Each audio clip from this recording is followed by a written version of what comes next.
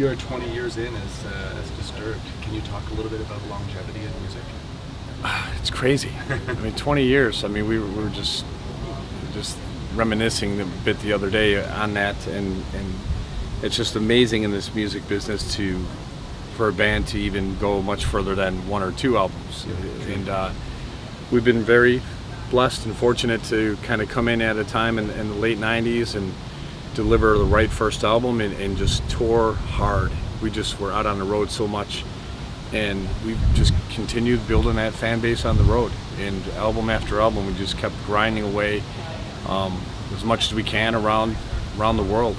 And to look back at it now at 20 years, it's pretty overwhelming to think that this is still what we do. We always still at times get a little bit worried. Like, are we locked in? You know, do we have this for a career? I think we're pretty good now. We built a fan base for 20 years. I don't think if they haven't gone anywhere yet, and we're continue to build the fan base, especially after returning from this hiatus, and we're seeing even a newer audience, not only just the hardcore fans that have been there from the early days, but just seeing a next generation of kids come in, or even an older generation of people that are now discovering it because of the success of Sound of Silence as well. And now they're kind of opening up and giving it a chance and looking at the rest of the catalog and realizing that it's more than what they may have thought of. Cool. Do you and the rest of the guys in Disturbed have like a formula for trying to stay fresh, keeping things new and interesting? Just trust in our gut.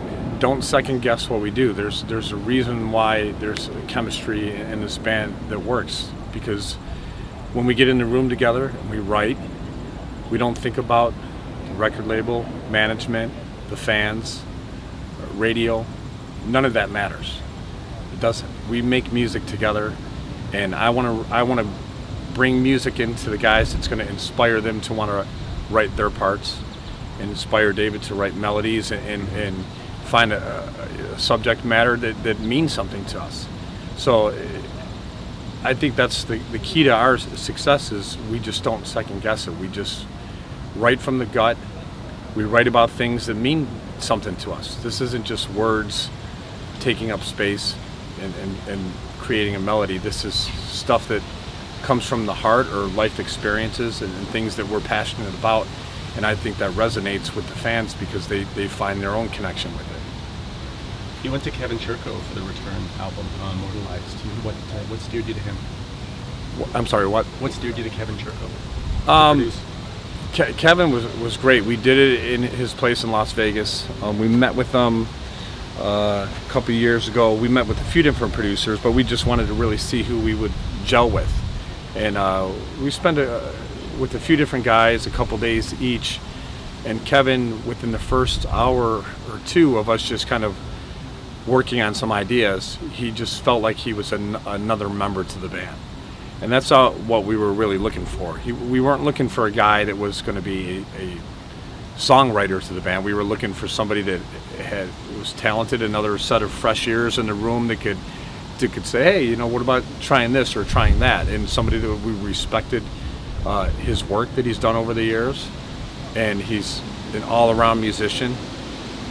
He's originally a drummer, but he understands music and theory and piano and guitar and bass, so he's an all-around guy. He's got a great ear, a great sense of harmonies and melodies, so his suggestions were definitely more on track with where our heads are at. So it was kind of easy to kind of open up and allowing somebody to have an outside opinion that would be honest with us. Yeah. And just like anybody we work with too, though, there's always going to be a little friction, a little bit of headbutting there, but at the end that's fine, because at the end of the day, we're all fighting for the same thing. That's making the best album we can make. And we got that with him. You mentioned the Simon and Garfunkel track earlier.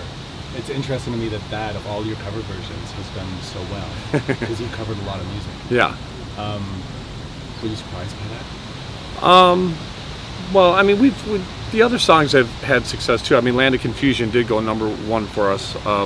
Well, I think the thing that surprised me by it the most was just the quick reaction from the fans. Like I said, I'm personally not one that's fearful of what people are going to think about it. Yeah. Paul Simon contacted us and gave us his blessing. That's the only thing I really care about outside of the band. That the original songwriter loved the version and he was happy about it, then great. But to me, the rest is, it's music. There's no rules. There's no guidelines. There's no limitations. You should do what you want and whatever inspires you in that moment. We knew that the song was a departure from what fans have heard from us, and that maybe it would take a moment to digest a different direction with the song. But it turned out great, and they recognized that, and they responded to it quick. So I think that quick response was the only thing that I guess I didn't expect it to come that quick. I thought it would take a little bit longer for them to really be able to accept something that's different than what they would think. Who's the comic book fan in Disturbed? It's not me, that's for sure. I'm curious how David Finch got involved, how you brought him in to do the rendering of your mascot, the guy. Yeah, I mean, I love the artwork and all that for sure, but I was never a comic guy growing up. I think David was probably more so the most out of all of us. Yeah. But the guy has evolved so much over the years, and going back from the 90s when we first formed in 1996, and David had a friend of his kind of come up with just the basic little sinister face of just the mouth and the eyes, and became such a trademark that even before we had a record deal, there were people around locally that were getting that tattooed on them, and that kind of made us step back from it and be like, wow, this is taken off on its own, just as a little trademark that people could identify with the band just off of that alone. And as we put out The Sickness and we toured on that first album, we've seen it go on a worldwide level like that, so that even past the Believe album where we didn't use it, we came back to it on the third album on 10,000 Fists, and we evolved the guy further along, and with Todd McFarlane doing the artwork there for us, and we realized that people just loved the idea of the guy kind of evolving as the band continued to evolve from album to album. Yeah. So it kind of took on a life of its own. It wasn't anything that we really had in mind in the beginning. It just really took off, and we've just seen so much artwork and tattoo work get done over it, and the merchandise that people loved it, and we just kept evolving with it. Can you describe yourself as a teenager? Determined.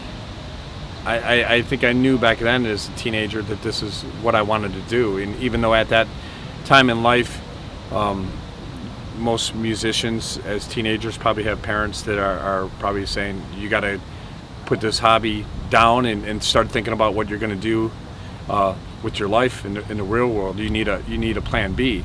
And for me, without sounding arrogant, I always thought, why do I need a plan B? If I work hard enough at plan A and I want it more than anybody else, then I'll get it. And I think we had that attitude and that drive within this band. I mean, that's how you surround yourself with people that feel the same way you do. You can't have somebody drag you down. You have to feel like you can accomplish things when you're around people that feel and act the same way. Yeah. And when we got together, we found the right pieces of the puzzles. It's guys that had that same work ethic and that mentality that there's nothing else but this. And we worked hard for it. We paid our dues, and we still work hard. What do your fans cite as their favorite Disturbed album? I think even though everybody might have different ones, of course there's going to be that first one that puts you on the map. And of course, The Sickness being such a big breakthrough debut album, and a lot of hits off that album, and Down with the Sickness being such the big anthem that it became. To me and to us, I think we try to outdo ourselves with each album.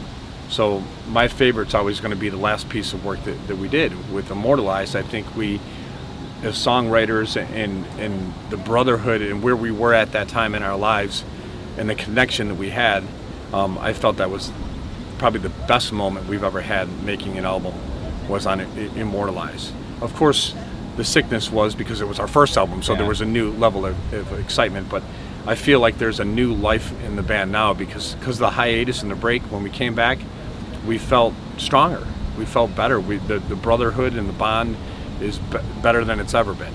so it made the writing process enjoyable. But going back to the Sickness, I think it's just always those first big album of most bands that you discover that is always going to be the big one, and just like Guns N' Roses' Appetite for Destruction or something like that. It's the one that really puts you on the map. Awesome, man.